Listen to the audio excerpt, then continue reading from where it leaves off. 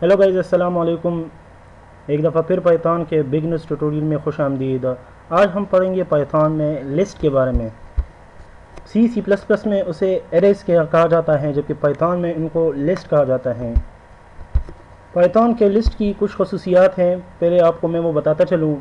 सबसे पहले ये कि पाइथन में जो लिस्ट होती है वो कि डायनामिक होती है। मींस ये कि वो रन टाइम पे भी वैल्यूज़ में आप चेंज कर सकते हैं, और वो जो है स्पेस जो क्रिएट करता है उसकी मेमोरी बैक एंड पे जो होती है वो रन टाइम एग्जीक्यूशन के बाद ही क्रिएट हो सकती है, जबकि सी प्लस प्लस में ऐसा नहीं होता है। इसलिए वो वहाँ जो एरेज यूज़ होते हैं वो हमारे पास डायनामिक नहीं बल्कि स्टैटिक होते हैं। दूसरी बात ये, पाइथन के लिस्ट में ये कमाल की बात है कि ये हर किस्म की वैल्यू स्टोर करता है।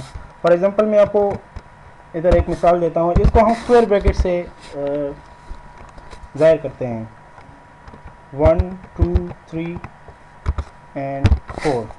ये हमारे पास एक इंटीजर लिस्ट बन गई है जो कि 4 वैल्यूज़ है जिसमें एलिमेंट्स है इसमें।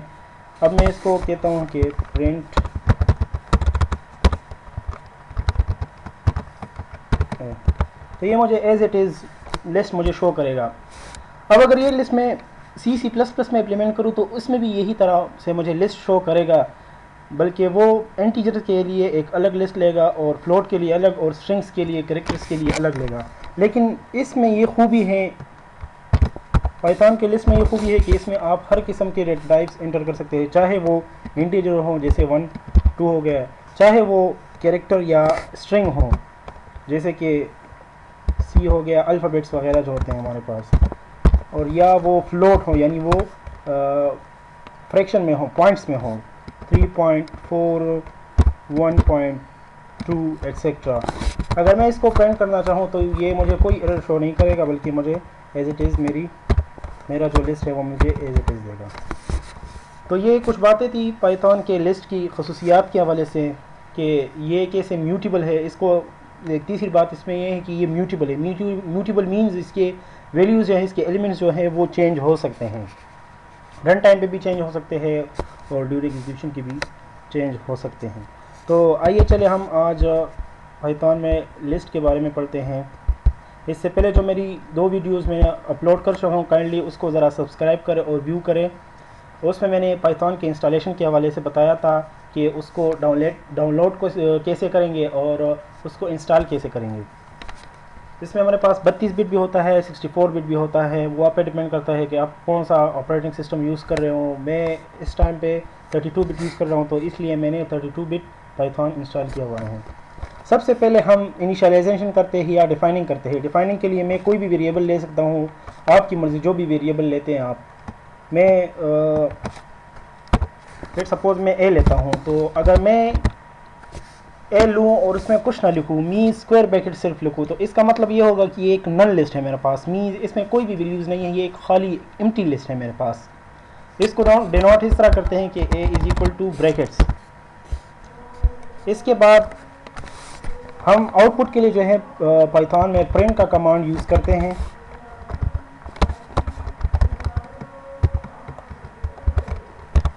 अगर मैं इसको सेव करके रन करूँ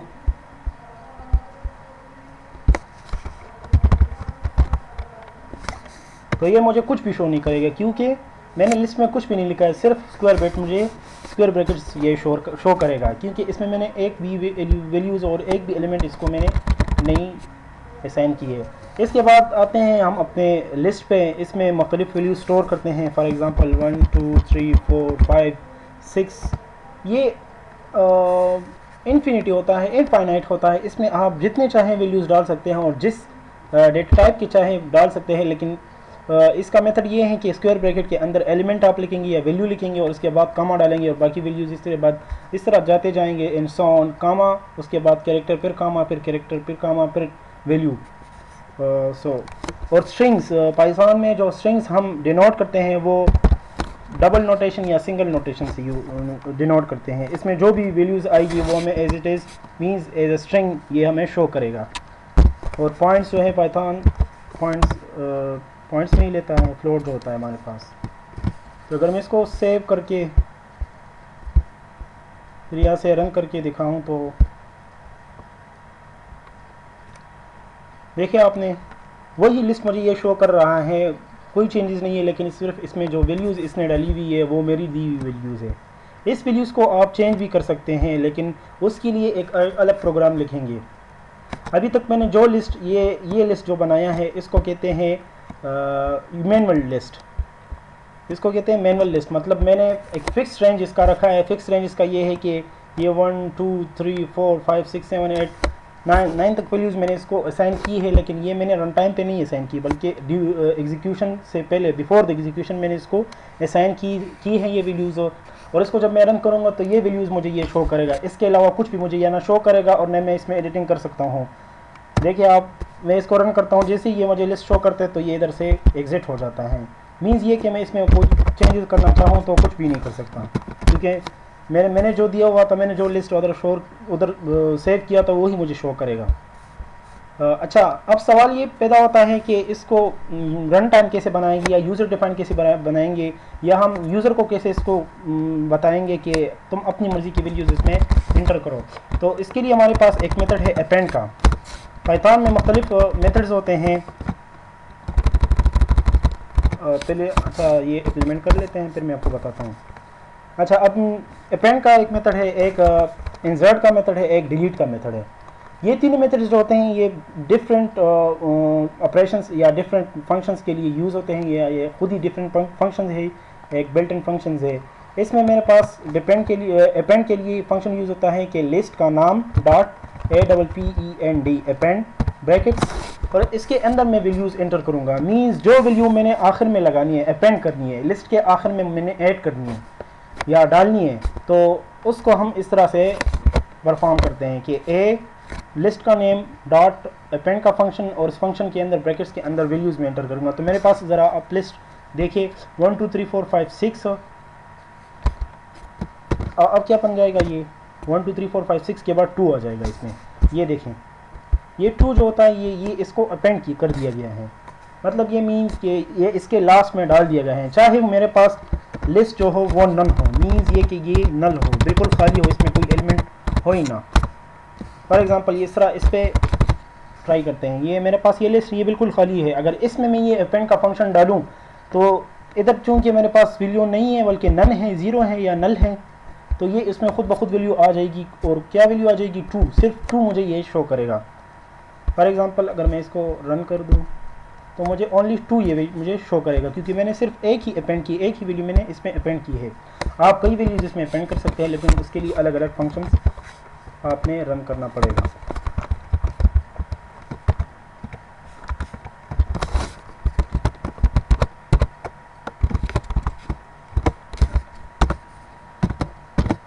ये देखिए, अब वो लिस्ट मैंने जो इनिशियली ली थी वो खाली ली थी, लेकिन उसमें मैंने बाद में जो है एक एक वैल्यूज़ एक एक करके सारी वैल्यूज़ मैंने अपेंड कर दी है। मीन्स मैंने आखिर में ऐड कर दिए इसको, तो 2 3 एंड 4 ये लिस्ट मुझे शो करेगा। ये मेरे पास मैंने 3 वैल्यूज़ इसमें डाल दी है, लेकिन ये दूसरे मेथड से मैंने डाली। एक मैंने डायरेक्टली असाइन कर दी, वैल्यूज़ असाइन कर दी थी, और अब मैं ये अपेंड के थ्रू कर रहा हूँ। अच्छा, ये तो मैं एग्जीक्यूशन से पहले कर रहा हूँ। हमारा क्वेश्चन ये है कि हम इसको user define means run time पे कैसे बनाएंगे कि ये मुझे साथ साथ रन भी करे और यूज़र से मुझसे वैल्यू भी ले। तो उसके लिए हमें एक 2-3 स्टेप्स करने होंगे, इसमें लूप्स भी लगाने पड़ेंगे। सबसे पहले लूप कैसे काम करता है आपको अगर पता हो तो हमारे पास 2 किस्म के लूप यूज़ होते हैं, एक डू व्हाइल लूप यूज़ होता है और एक फॉर लूप यूज़ होता है। जनरली एक लाइन में जो काम करता है, मतलब ज़्यादातर जो यूज़ होता है वो है फॉर लूप। फॉर लूप भी वाइल लूप की तरह ही काम करता है, लेकिन वाइल लूप में ज़्यादातर स्टेटमेंट्स हम यूज़ करते हैं और फॉर लूप में ज़्यादातर कोडिंग वगैरह यूज़ करते हैं। मीन्स ये कि डेटा वैल्यूज़ यूज़ करते हैं। तो पहले से मैंने लिस्ट खाली ले ली है। अब मैं इसका रेंज फिक्स करूँगा, मीन्स ये कि ये कितनी वैल्यू स्टोर कर सकेगा। मैं इसकी एक लिमिट रखूँगा ना, इनफाइनाइट तो ये नहीं हो सकता है, क्योंकि हर चीज़ की अपनी एक लिमिट रखनी पड़ती है। मैंने इससे पहले कहा था कि ये इनफाइनाइट आप बना सकते हैं, ये पहले से इनफाइनाइट नहीं होता है, बल्कि ये आपके इंस्ट्रक्शन के मुताबिक चलता है। तो मैं इसको लूप से चलाता हूँ कि फॉर आई इन रेंज मेरे पास एक फंक्शन है जो कि इसको वैल्यूज़ बताता है कि इतना रेंज इसका रखो। तो मैं इसका रेंज रखता हूँ 5। मीन्स ये कि ये 5 तक जो है मुझसे वैल्यूज़ लेगा एक एक करके और वो उसमें स्टोर करेगा।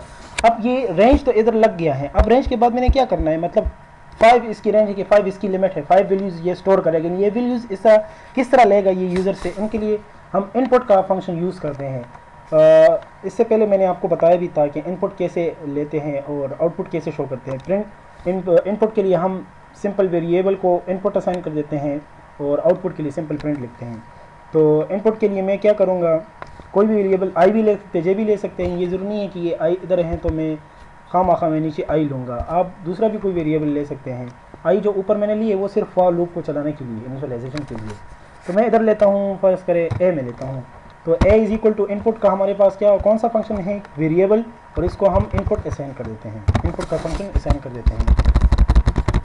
तो सिंपल मैंने क्या किया है, मैंने खाली लिस्ट ली है, उसके बाद मैंने फॉर लूप लगाया है और उसकी रेंज मैंने रखी है, फिक्स रेंज मैंने रखी है। ये रेंज आप वेरिएबल भी रख सकते हैं, मीन ये रेंज भी आप यूज़र डिफाइन रख सकते हैं, लेकिन उससे पहले आप इसमें वेरिएबल स्टोर करोगे और उस वेरिएबल को पहले आप ऊपर डिफाइन करेंगे, यानी मीन उसका इनपुट लेंगे या जो भी करना चाहें आप, इस तरह भी आप कर सकते हैं। x इज इक्वल टू 5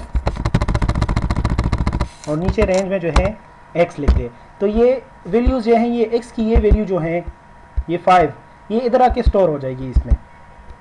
ये भी आप कर सकते हैं, ये भी एक मेथड है। डिफरेंट लॉजिक होते हैं, एक प्रोग्राम डिफरेंट लॉजिक से आप रन कर सकते हैं। तो कहाँ थे हम, मैंने ये रेंज इसकी फिक्स कर दी, इसके बाद मैंने इनपुट ले लिया यूज़र से, और अब इसके बाद मैं क्या करूँगा, इसके बाद मैंने आपको इससे पहले बताया भी है कि खाली लिस्ट में वैल्यूज़ डालने के लिए हम कौन सा फंक्शन यूज़ करते हैं, अपेंड का। तो APPEND अपेंड का फंक्शन हम यूज़ करेंगे, लेकिन ये वैल्यूज़ कौन सी वैल्यूज़ होगी, ये जो वो वैल्यूज़ होगी जो हमने यूज़र से ली होगी, मतलब यूज़र खुद ब खुद इसमें जो है वैल्यूज़ एंटर करेगा। तो इसके लिए मैंने इनपुट जो लिया था यूज़र से, ये वाला इनपुट मेरे पास जो है यूज़र से मैंने जो लिया था वो इसमें मैं अपेंड करूँगा। तो इसमें मैं सिंपली ए डालूँगा, क्योंकि ए में मेरे पास सारे इनपुट आते जाएंगे, यूज़र से जितने भी इनपुट्स मैं लूँगा वो सारे ए में स्टोर होंगे, क्योंकि ए मेरे पास एक इनपुट फंक्शन है। और उसके बाद मैं अपेंड करूँगा वो एक लिस्ट में, इनपुट लेने के बाद में जो है ये फॉर लूप चलता जाएगा इसके साथ, और ये अपेंड भी चलता जाएगा इसके साथ। मतलब एक एक वैल्यूज़ ये लेगा यूज़र से 5 लिमिट तक, मतलब एक दफ़ा लेगा, दूसरी दफ़ा लेगा, तीसरी दफ़ा, चौथी, पाँचवीं दफ़ा तक ये यूज़र से वैल्यू लेगा, और इसके नीचे जो ही ये एग्जीक्यूट होगा उसके बाद नीचे अपेंड होती जाएगी ये वैल्यूज़ डॉट अपेंड के फंक्शन के थ्रू। और कौन सी लिस्ट में, लिस्ट ए में। और नीचे आखिर में मैंने ये प्रिंट ए लिख दिया, लेकिन ये प्रिंट ज़ाहिर रहे कि ये फॉर लूप के बाहर, अगर मैं इसको एक स्पेस दे दूँ तो ये फॉर लूप के अंदर आ जाएगा। ये बात ज़रूर याद रखनी है कि ये प्रिंट जो ही आखिर में प्रिंट करना है, मीन्स ये कि ये फॉर लूप से बाहर लेना है, तभी हमारी प्रिंट लिस्ट जो है हमारी आखिर में एग्जीक्यूट होगी। तो चलिए आइए इसको सेव करके रन करते हैं कि क्या होता है।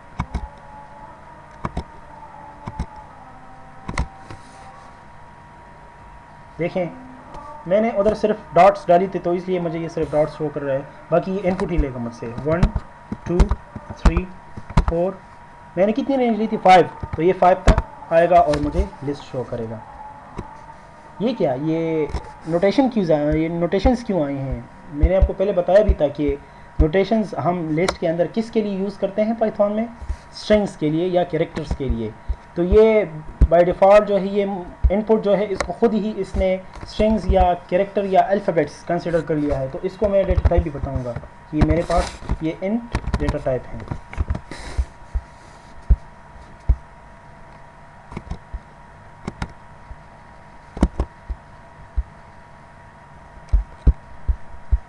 अब ये कोई गड़बड़ नहीं करेगा। अब इसको अगर मैं रन करूँगा तो ये एज इट इज़ मेरे पास इसकी वैल्यू आती जाएगी।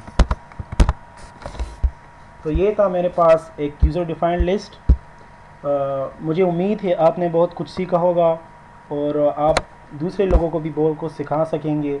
अपने कोशिश करें कि जो नॉलेज आपके पास आए तो उसको दूसरों के साथ शेयर करें, उसको फैलाएं, क्योंकि इल्म एक ऐसी चीज़ है जो कि ख़र्च करने पर कम नहीं होती, जबकि दौलत एक ऐसी चीज़ है जो कि ख़र्च करने पर कम होती है। तो अपनी दुआओं में मुझे याद रखिएगा। वस्सलाम, आपकी दुआओं का मुंतज़िर इजाज़ुल हसन। Thank you.